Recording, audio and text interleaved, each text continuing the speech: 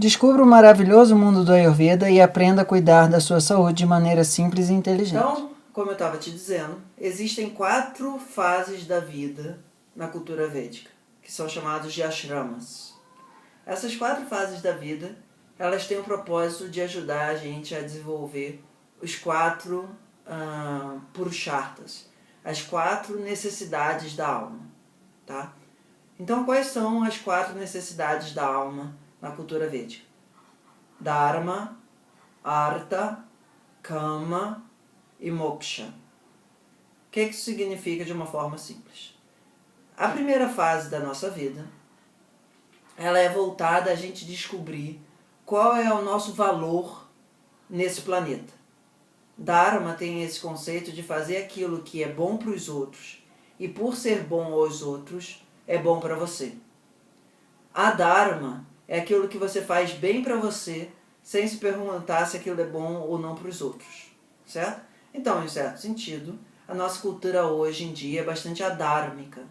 A adármica, a negação do Dharma, porque a gente aprende que a gente tem que correr atrás dos nossos objetivos, sobreplantando o que seria bom para a sociedade, tá?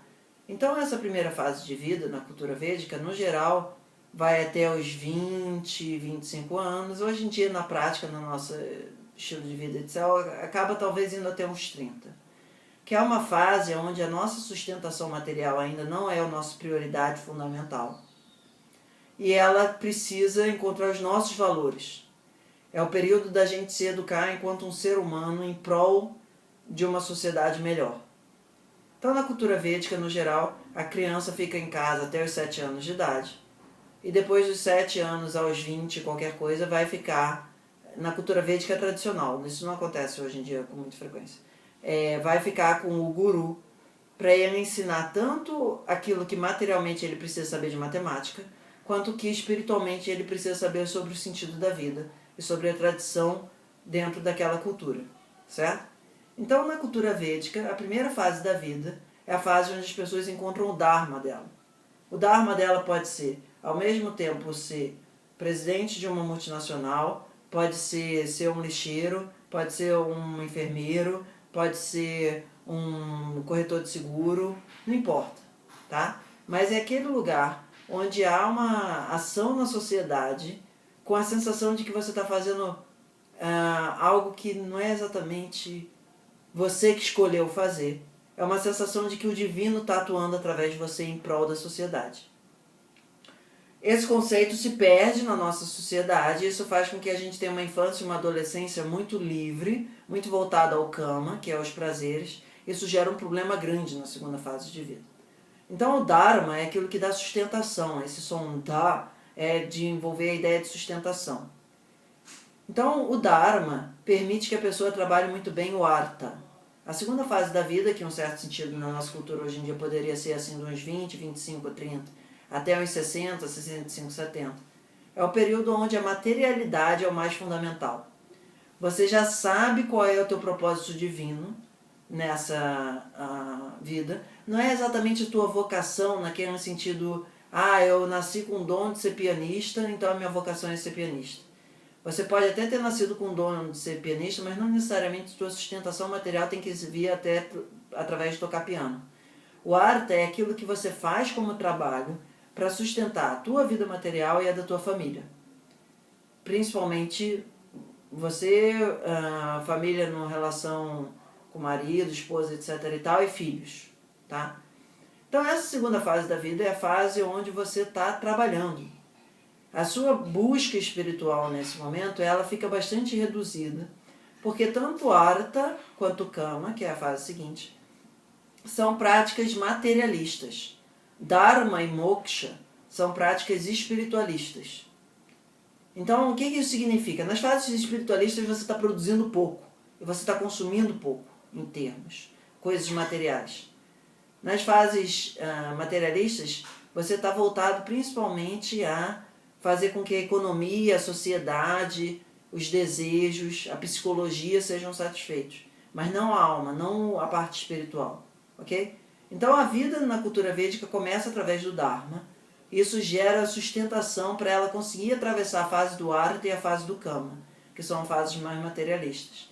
Em um certo sentido, Dharma e Moksha são divinos e Artha e Kama são materialistas, para não chamar de demoníacos, que é uma tradução que normalmente põe como Devas e Asuras.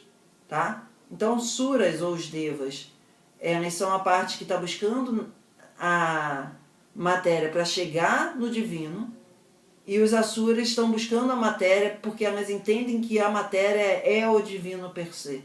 Tá? Então é uma dicotomia que eu acho que é mais prudente hoje em dia usar a palavra materialista e espiritualista.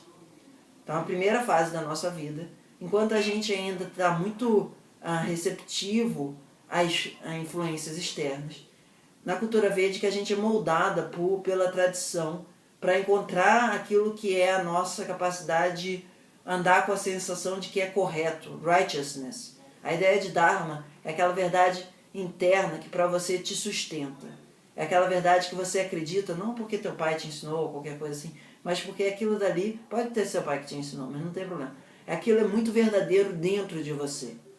Você chegar adulto com o teu conjunto de verdades muito firme, tá? Então na fase de Artha, que é a segunda fase, é a fase onde a gente trabalha, praticamente trabalha, paga conta, cria família, tem filho, etc. E tal. É uma fase produtiva da vida no sentido material da coisa e muito improdutiva no sentido espiritual da coisa, certo? Essa fase ela é muito importante para garantir a sustentação material e a sensação de prosperidade, que é muito importante nessa palavra de Artha, para as outras duas fases que vão vir, que é a terceira e a quarta fase da vida, tá? Então isso, em um certo sentido, no nosso dia a dia, poderia ser até aposentadoria. E principalmente quando os filhos já não têm uma dependência material tão forte em relação aos pais. É a fase que você pensa mais no neto do que no filho, per se. O filho já está lá com 20, 30 anos, etc. e tal, já está tomando caminho na vida dele. Já não depende mais de você para mesada, entende? Essa fase, a princípio, a nossa cultura, ok, ela conhece bem, ela entende bem. O problema é que a gente entra nessa fase no nosso dia a dia buscando nela o nosso Dharma, muitas vezes. E buscar nela o nosso Dharma, a gente não tem tempo para isso. Porque trabalhar demanda tempo, gasta energia, gasta saúde. Trabalhar depleta o nosso sistema, é uma coisa satúrnica. Ele faz a gente ficar mais seco, faz a gente ficar mais estourado, em um certo sentido. Tá? Não que todo trabalho tem que ser exasperante. A gente pode ter trabalhos que sejam saudáveis, etc. e tal. Mas a ideia de trabalho é uma ideia tal qual Deus, na nossa cultura, disse que a gente ia ter que comer o pão com o suor do nosso rosto, ou qualquer coisa nesse sentido, entende?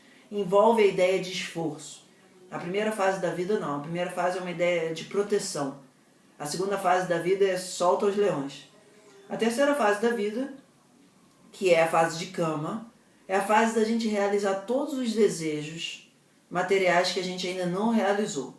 Viajar para as Filipinas, fazer um instituto de caridade, ficar mais tempo com os netos, não importa. É a ideia onde a gente está aqui para realizar os nossos desejos e cuidar da nossa contribuição para a sociedade, certo?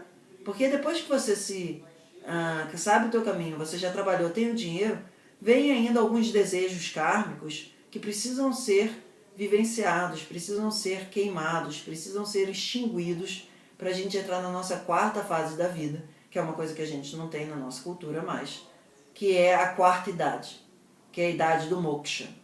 Tá? Então a primeira fase é normalmente chamada de brahmacharya, que é o nome que normalmente é usado a palavra de celibato, mas aqui a ideia é principalmente buscar aquilo que é divino, se transformar familiar com o divino.